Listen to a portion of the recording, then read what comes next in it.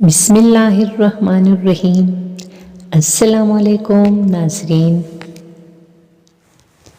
اللہ جب کسی کو نوازنا چاہتا ہے تو کچھ خاص نشانیاں ظاہر ہونے لگتی ہیں۔ یاد رکھو، اللہ جب نوازنے پہ آتا ہے تو پھر بے حساب نوازتا ہے، بے شک وہ جسے چاہے اپنی رحمت سے خاص کر لے۔ اللہ انسان کو وہاں سے نوازتا ہے جہاں سے اسے توقع بھی نہیں ہوتی۔ اللہ کی بانٹ آدھی بانٹ نہیں ہے۔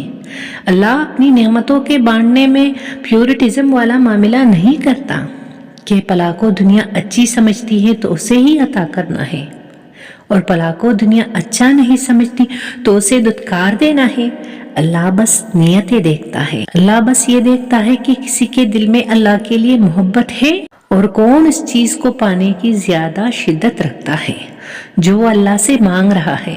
وہ بس خلوص دیکھتا ہے کہ کون اس کا اتنا ہوپ اپنے دل میں رکھتا ہے کہ اپنی چاہت کو پانے کی خاطر وہ ذرائع موجود ہونے کے باوجود بھی کوئی غلط راہ اختیار نہیں کرتا۔ وہ بس طلب دیکھتا ہے کہ کون اس کے انعام کی طلب رکھتا ہے اور پھر اس طلب کی خاطر صبر کرتا ہے۔ یہی صبر دیکھ کر اللہ فیصلہ کرتا ہے کہ کس کو کیا، کب اور کتنا دینا ہے۔ اور جو انسان اللہ کی اس آزمائش پر پورا اتر جاتا ہے اور بے پناہ غموں اور تکلیفوں کے بعد بھی اللہ سے مانگنا نہیں چھوڑتا ہے تو پھر اللہ اسے غیب سے عطا کرتا ہے، پھر اللہ دیتا ہے۔ اور یاد رکھے کہ جب اللہ دینے پر آتا ہے تو اتنا دیتا ہے کہ انسان کا دامن تنگ پڑ جاتا ہے، لیکن اللہ کی نعمتوں کی روانی نہیں رکتی، جسے قرآن کریم میں فرمایا گیا ہے، اور اللہ جس کو چاہتا ہے بے حساب دیتا ہے۔ ہمیں بس اللہ سے اپنی عرضیہ طلب کرنی آنی چاہیے، ہمیں اللہ سے اپنی بات منوانے کا سلیقہ آنا چاہیے۔ ہم اکثر کہتے ہیں کہ دعائیں جیسے بھی مانگے جائے قبول ہوتی ہیں، اور یہ سچ بھی ہے، لیکن اگر آپ دعائیں کرنے میں تھوڑی سی محنت کریں گے تو اللہ آپ سے زیادہ خوش ہوگا۔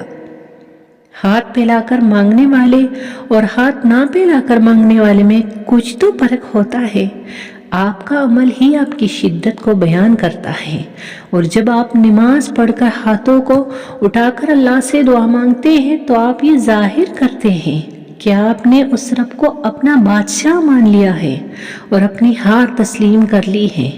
ظاہر ہے کسی ایرے غیرے کے آگے تھوڑی نہ ہاتھ پھیلائے جاتے ہیں، ہاتھ تو صرف اس کے سامنے پھیلائے جاتے ہیں جس پر مان ہوتا ہے، اور جب اللہ کو پتا ہوتا ہے کہ آپ مان کے ساتھ آئے ہیں تو وہ اس مان کا برم کبھی نہیں ٹوٹنے دیتا۔ اور پھر ہاتھوں کو دعا کے لیے اٹھانے کے بعد آپ نے فوراً اپنی خواہشیں نہیں اللہ کو گنوانے لگ جانا جیسے آپ صرف اسی مطلب کے لیے آئے ہیں، بلکہ سب سے پہلے آپ نے اللہ کی بڑائی بیان کرنی ہے۔ ہمیں لوگوں سے مدد نہیں مانگنی چاہیے۔ جب ہم کسی سے رو کر منتیں کر کے کہتے ہیں نا ہماری مدد کرو، تو ہم خود کو اس انسان کی نظروں میں چھوٹا کر لیتے ہیں، خود کی تذلیل کرتے ہیں، اور انسان کو اپنی تذلیل نہیں کرنی چاہیے۔ اللہ نے تو انسان کو بہت عزت دی ہے۔ اللہ نے ہمیں سکھایا ہے مدد صرف مجھ سے مانگو۔ جس طرح رو کر ہم انسانوں سے مانگتے ہیں، اس طرح رو کر ہمیں اللہ سے مانگنا چاہیے۔ اور ہم روز نماز میں کتنی بار اللہ سے کہتے ہیں ہم صرف تجھ سے مدد مانگتے ہیں، پھر ہم یہ بات کیوں بھول جاتے ہیں کہ مدد صرف اللہ کرتا ہے؟ جو اللہ ہماری زندگی کے مسائل آج تک حل کرتا آیا ہے، کیا وہ آگے آنے والے مسئلے حل نہیں کرے گا؟ پتہ ہے ہم اپنی زندگی کی سب سے بڑی غلطی کیا کرتے ہیں؟ ہم انسانوں سے امید لگاتے ہیں، ہم انسانوں کی طرف بھاگتے ہیں، انسان مدد نہیں کیا کرتے۔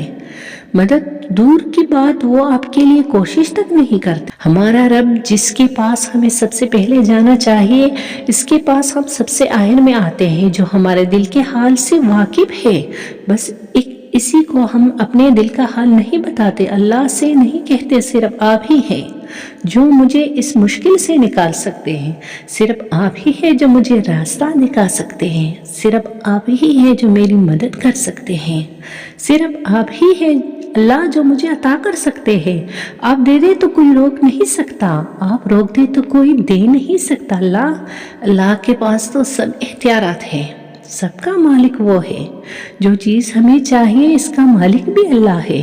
تو پھر مانگنا بھی اللہ سے چاہیے، انسانوں سے نہیں. اپنے لیے کوشش خود کرنی چاہیے اور مدد اللہ سے مانگنی چاہیے. یقین کریں انسان واقعی مدد نہیں کیا کرتے. ان سے مدد مانگ کر خود کی تذلیل نہیں کرنی چاہیے. ہم ڈیروں شکوے کرتے ہیں، ہمیں وہ نہیں ملا جو ہمیں چاہیے تھا، اور ان نعمتوں کا کبھی سوچتے ہی نہیں جو اللہ نے بن مانگے ہمیں دے دیے. بس وہ ایک چیز یا انسان جو نہیں ملا، اسی پر ہمارے شکوے ختم نہیں ہوتے. سوچی ذرا، بچہ ماں سے آگ مانگے تو کیا ماں دے دے گی؟ پھر اللہ کیسے دے دے ہمیں آگ؟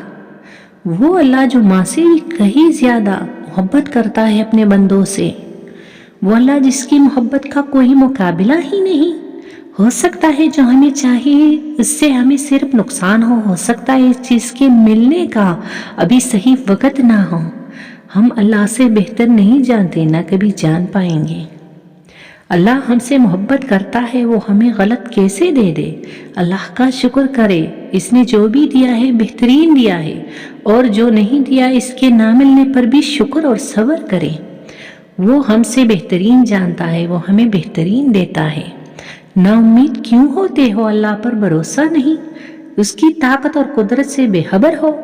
وہ تو ہر شے پر قادر ہے. ایک وہی تو ہے جو امیدیں پوری کرتا ہے، ناممکن کو ممکن بناتا ہے. پھر کیوں مایوس ہوتے ہو؟ یقین رکھو وہ یہ وقت بھی بدل دے گا. خوشیاں پھر سے تمہارے حصے میں آئیں گی. حالات کبھی ایک جیسے نہیں رہتے، آج برے ہیں تو کل اچھے ضرور آئیں گے. بھروسہ رکھو، اللہ سے باتیں کیا کرو، وہ تمہارا انتظار کرتا ہے. اس کے آگے آنسو بہایا کرو، وہ تمہارے آنسو مٹانا چاہتا ہے. وہ تمہاری دعاؤں کا انتظار کرتا ہے. وہ چاہتا ہے تم اس سے مانگو تاکہ وہ ان دعاؤں پر کن فرما دے. بس تم بھی یقینی اور بے دلی سے مت مانگا کرو، قبولیت کے یقین کے ساتھ اس کے آگے جھولی پہ لایا کرو. تم اس کو جب جب پکارتے ہو وہ تمہیں سنتا ہے. وہ نہیں دیکھتا کہ تم اس کے پاس کیسے آ رہے ہو، کتنے وقت کے بعد آ رہے ہو. وہ تمہاری صدا ہمیشہ سنتا ہے. اس نے تمہیں کبھی تنہا نہیں چھوڑا، بلکہ وہ تو تمہارا انتظار کرتا ہے. دن میں 5 وقت خود بلاتا ہے، تہجد کے سجدوں کو تم تک لے کر آتا ہے تاکہ تم سنے، تمہاری بے سکونی دور کر دے، تمہاری امیدیں بھر دے.